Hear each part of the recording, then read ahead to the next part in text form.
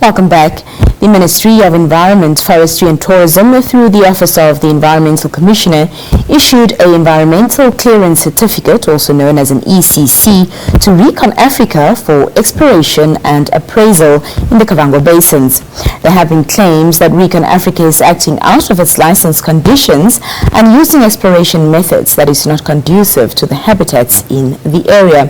To give us clarity on the matter, I'm joined now by the Environmental Commissioner in the Ministry of Environment, Mr. Timoteus Mufeti. So good evening and welcome to the program. Thank you very much and good evening. Mr. Mufeti, talk to us about, the basis under which the issuance of the ECC to ReconAfrica was accorded. Let's start there. Thank you very much. I think ReconAfrica has been granted an exploration license to search and look for oil in that license area, which cover in Kavango East and a bit of Kavango West.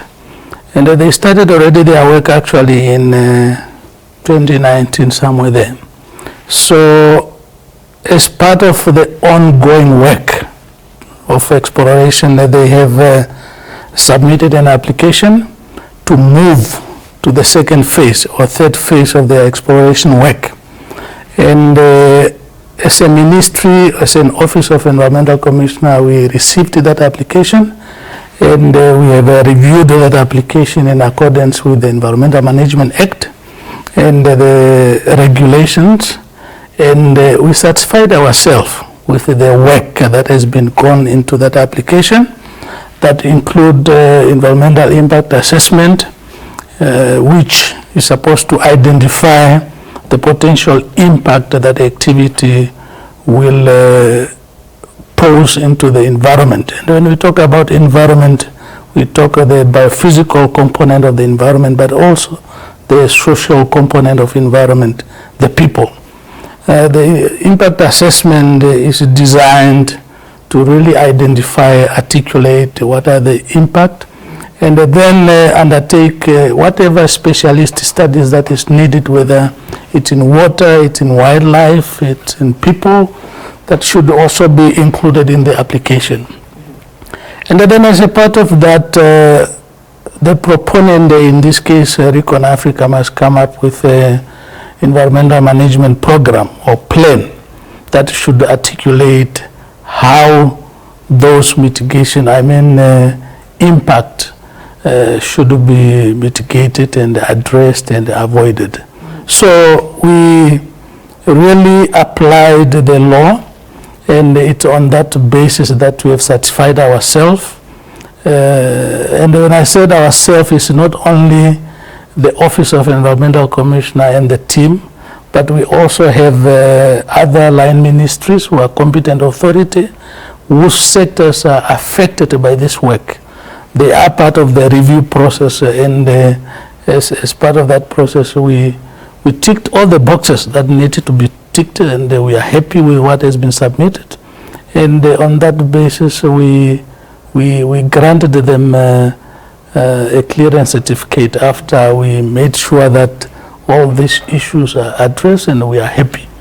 In addition to that, the company made sure that they undertook a thorough consultation of all affected and interested parties, and that's what have happened.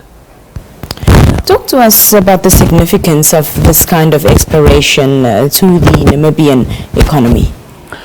Now, I think the energy sector and the energy security for any country is of serious economical importance. And these are natural resources, God-given natural resources to Namibia that we need to explore. We are undertaking this oil and gas exploration offshore but also onshore, and we want to see how these resources can be developed to benefit Namibian people and Namibian economy. We are developing countries, and we need to make sure that we benefit from these resources as long as they are done in a sustainable manner to the benefit of our environment and to the benefit of our people. And if we find out that some of these activities are for serious damage to our resources, to our people, to our economy, to our country, it's not guaranteed that we are going to give it these licenses or this permission for them to undertake this work. So, but we don't want these resources to remain underground. If they can improve our livelihood, we can fight poverty through the development of these resources. That's what we want. We want to progress. We want to become a developed country one day.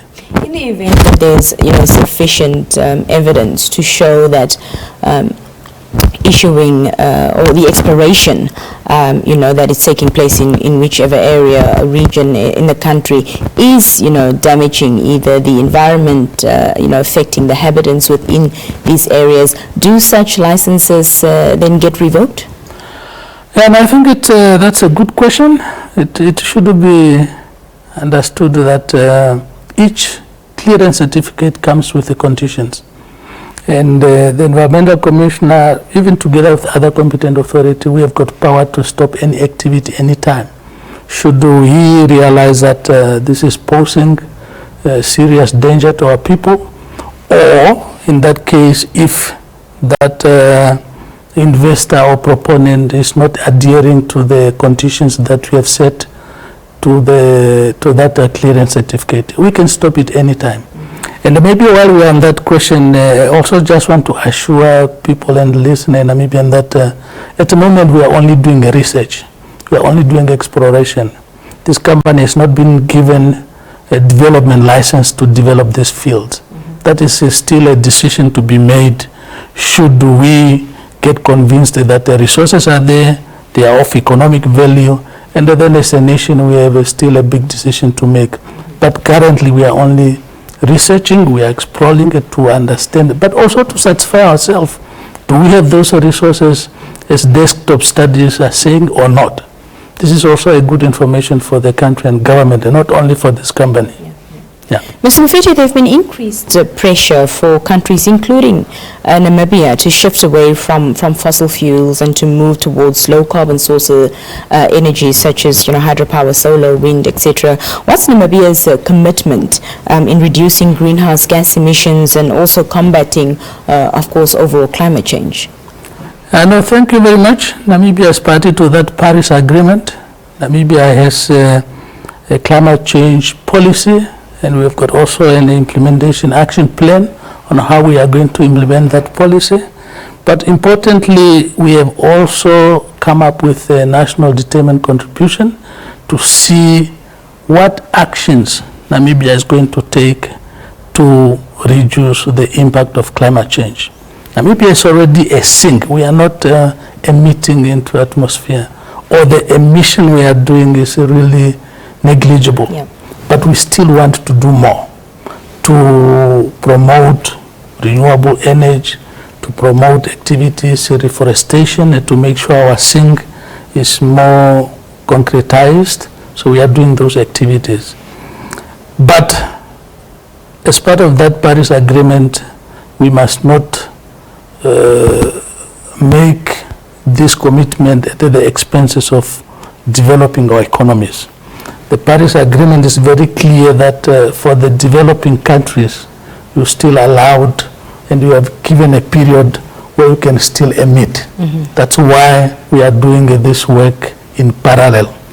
We are committing to the Paris Agreement.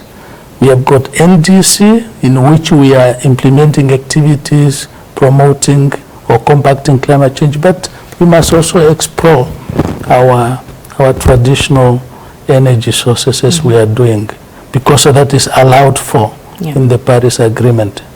So we must not do that implementing our NDC at the expenses of us achieving our developmental goals and our economic objectives. That's why the two processes are running in parallel. Yes. Mr. Mufeti, your final remarks this evening before I let you go? No, thank you so much. I think I just want to assure our Namibian people that when we look at these applications, we are taking them serious. We are not taking short corners. We are not taking chances. There is a serious due diligence process that goes into them. And then when we grant them a clearance certificate, like in this case, it's really after we have satisfied ourselves. But our law is very clear that should something goes wrong, we can still have mechanisms to address and to stop them. But I'm also inviting the Namibian people to be party and parcel to this process, because our offices are open. The community members are the beneficiaries and they are party or interested and affected, but they should come to us whenever there is any issue. They should be ear and eyes of Environmental Commissioner's Office and the government. Thank you very much. Thank you so much for your time. Thank you for joining us. Thank you. That was the Environmental Commissioner at the Ministry of Environment, Mr. Timoteus Mufeti.